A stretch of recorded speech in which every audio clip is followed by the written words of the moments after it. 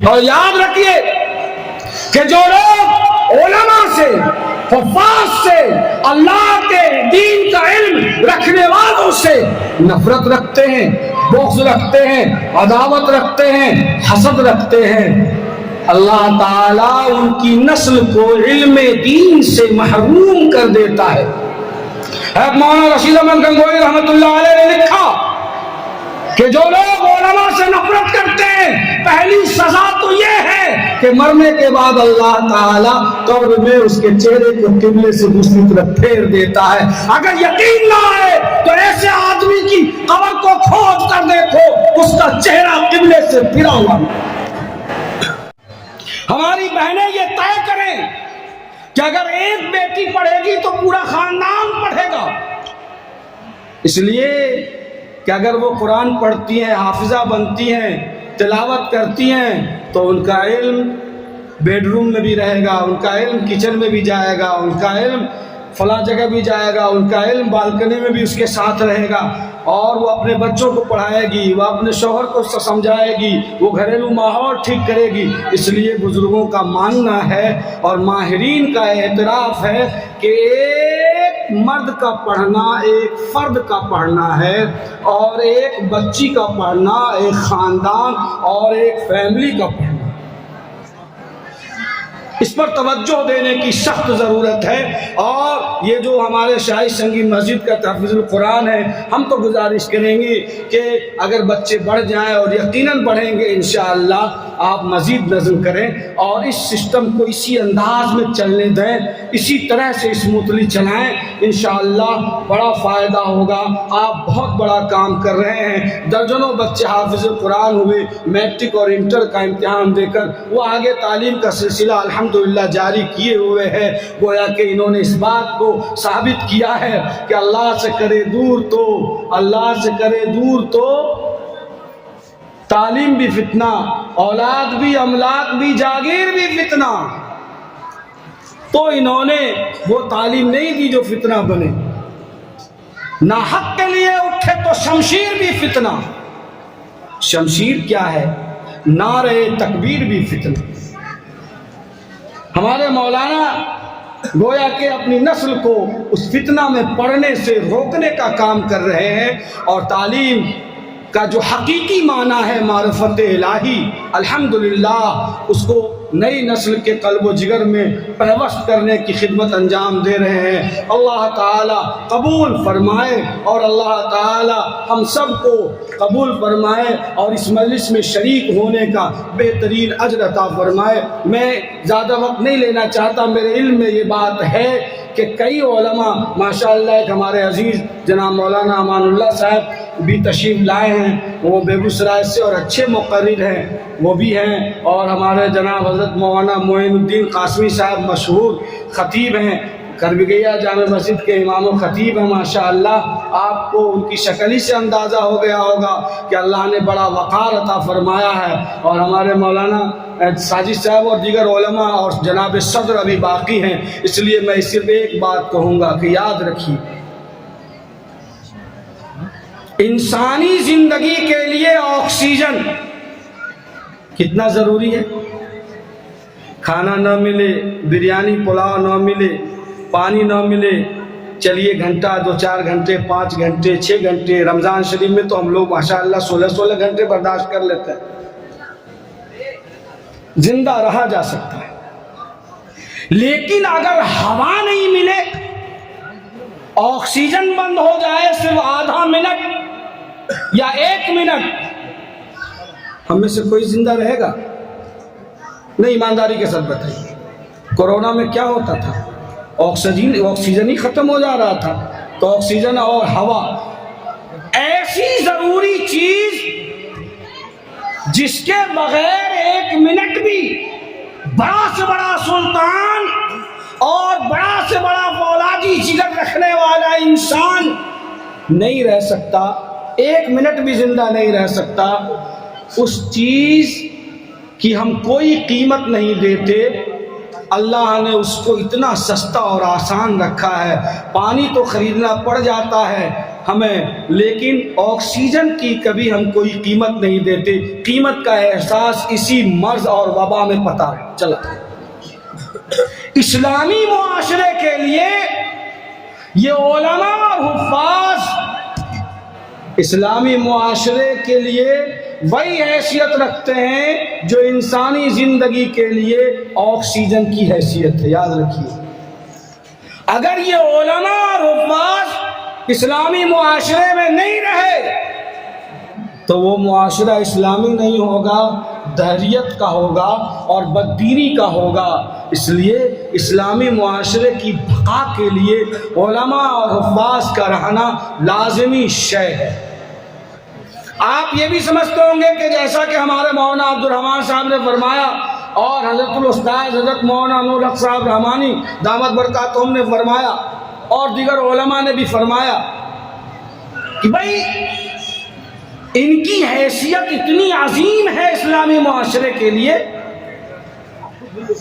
تو ان کی تنخواہیں آج کی مہنگائی کے زمانے میں بھی 5,000 4,000 7,000 8,000 10,000 12,000 تو بہت کم مسجدیں ایسی ہوں گی جہاں ان کی تنخواہیں ہوں. اور تعجب میں کہ آخر اتنی قلیل تنخواہ میں یہ شاہوں کی طرح کیسے چل رہا ہے. لوگ اس پر ریسرچ کر رہے ہیں، آئی بی اور سی آئی ڈی کو لگائے ہوئے ہیں کہ آخر قلیل یافت میں یہ شخص شہنشاہی اور شاہانہ زندگی کیسے بسر کر رہا ہے. بولیے سچ ہے کہ نہیں؟ آپ بتائیے. پریشان ہیں، کہاں سے آ رہا ہے؟ اسی کا نام برکت ہے، اسی کا نام برکت ہے. برکت کا مطلب یہ نہیں ہے کہ ایک روٹی 2 روٹی ہو جائے گی. برکت کا مطلب ہے کہ ایک روٹی میں ہی اللہ آپ کو صبر دے دے گا تو آپ کے لیے وہ کافی ہو گئی، اور مجھ جیسے گناہگار کے لیے 5 روٹی بھی ناکافی ہو گئی. آپ کے لیے برکت ہوئی، ہمارے لیے برکت ختم ہوئی.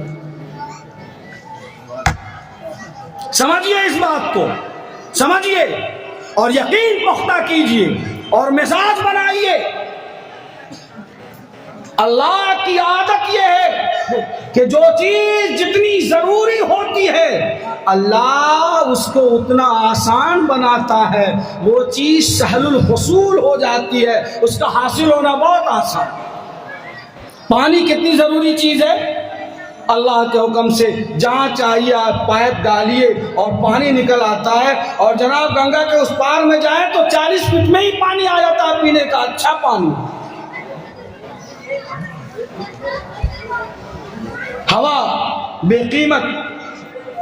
چونکہ یہ علماء، ائمہ، اساتذہ اور ہمارے امام و خطیب اسلامی معاشرے کے لیے آکسیجن کی طرح ہے، اس لیے اللہ نے ان کو آسان بنایا ہے، سہل الحصول بنایا ہے. یہ 5,000 میں نماز بھی پڑھا دیتے ہیں، اذان بھی دے دیتے ہیں اور متولی صاحب کی ڈانٹ بھی سنتے ہیں اور قوم کی پھٹکار بھی سنتے ہیں. پھر بھی جمے ہوئے میں انسان ہو یا کوئی پتھر ہو بھاگتے کیوں نہیں یہاں سے؟ کیا کرے حضور، نماز تو پڑھانی ہے نا قوم کو. آخر اللہ نے مجھے عالم جو بنایا ہے، اللہ نے اپنی کتاب کی حفاظت کے ذمہ دار والی ٹیم میں مجھ جیسے گناہگار کو بھی شامل کر رکھا ہے. اس لیے متولی کی لات برداشت کر کے بھی قوم کی امامت کرانی پڑتی ہے.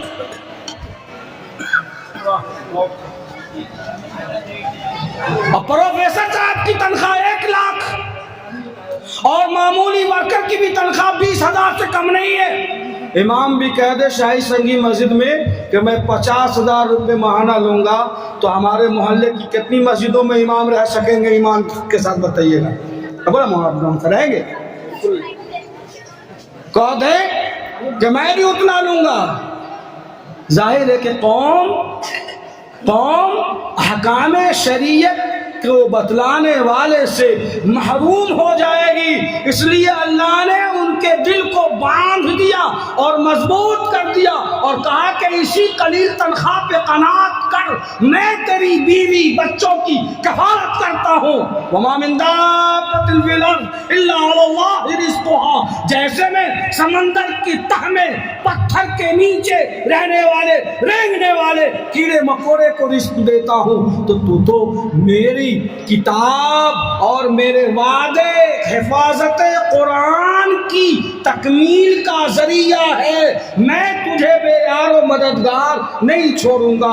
اور الحمدللہ اسی پہ آج پورا معاشرہ چل رہا ہے، وہ بھی خوش، آپ بھی خوش، ضرورتیں اتنی آپ کو بھی ہیں، ضرورتیں ان کو بھی ہیں، ساری ضرورتیں پوری ہو رہی ہیں، اللہ تعالی نظام چلا رہا ہے، تقدیر سے کوئی شکایت نہیں، قوم سے کوئی گلہ اور شکوہ نہیں۔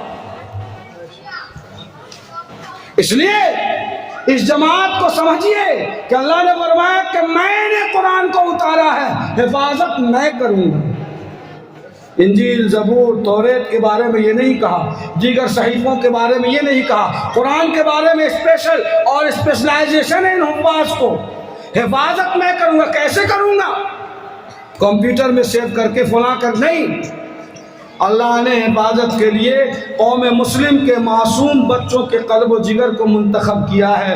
جو بچہ اپنے فیوچر اور مستقبل سے بالکل ناواقف ہے، لیکن اللہ نے اپنی قدرت کاملہ سے اس معصوم بچے کو، جسے سلیقے سے پجامہ باندھنے کا بھی ڈھنگ نہیں ہے، لیکن یہ کرم ہے اللہ کا کہ 30 پاروں کو ان کے کلیجے میں پیوست کر دیا ہے، اور دنیا کے سامنے اپنی قدرت کاملہ کا مظاہرہ فرما دیا کہ دیکھ لو ہم نے کیسے اپنی کتاب کی حفاظت کا بندوبست کیا ہے۔ گویا یہ حفاظ وعدہ الہی کی تکمیل کا ذریعہ ہیں، اللہ نے انہیں خاص ٹیم میں منتخب کیا ہے، ان کی قدر کیجئے اور کرتے رہیے۔ اور یاد رکھیے کہ جو لوگ علماء سے، حفاظ سے، اللہ کے دین کا علم رکھنے والوں سے نفرت رکھتے ہیں، بغض رکھتے ہیں، عداوت رکھتے ہیں، حسد رکھتے ہیں، اللہ تعالیٰ ان کی نسل کو علم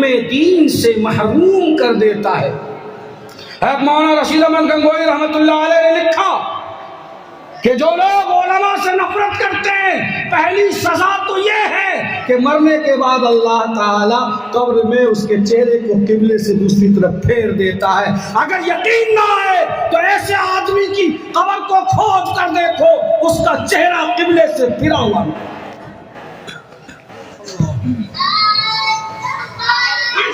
اللہ تعالی ہم سب کو عمل کرنے کی توفیق عطا فرمائے۔